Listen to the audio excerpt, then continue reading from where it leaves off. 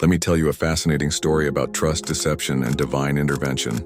It's the tale of Abraham, Sarah, and King Abimelek, a story that reminds us how even the greatest figures in history faced moments of weakness and fear. Picture this. Abraham, a man of God, is traveling through the Negev region with his wife Sarah. They settle in a place called Gerar, but something interesting happens. Abraham, fearing for his life, tells a half-truth that would soon create quite a stir.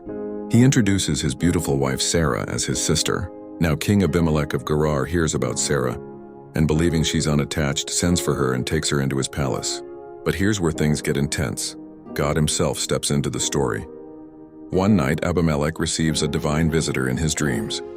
God's message is crystal clear and quite alarming. You're as good as dead because you've taken a married woman. Imagine Abimelek's shock. He quickly defends himself, saying, "Lord, would you destroy an innocent nation? I did this with a clear conscience. Both Abraham and Sarah told me they were siblings, and you know what? God acknowledges his innocence. In fact, God reveals that he had been protecting Abimelek all along, preventing him from touching Sarah. Here's the fascinating part. God tells Abimelek that Abraham is actually a prophet, and the only way to save himself and his kingdom is to return Sarah to her husband immediately." Talk about a wake-up call. The very next morning, Abimelek wastes no time. He gathers his officials, shares the terrifying dream, and confronts Abraham. Picture this tense scene. Abimelek, probably both angry and scared, demands answers from Abraham. "What have you done to us? How have I wronged you that you would bring such guilt upon me and my kingdom?"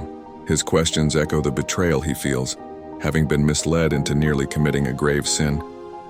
This story teaches us something profound about trust, truth, and divine protection.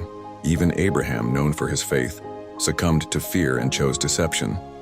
Yet God's intervention protected not only Sarah but also the innocent Abimelek, showing that divine providence works in mysterious ways to keep his promises and protect his people.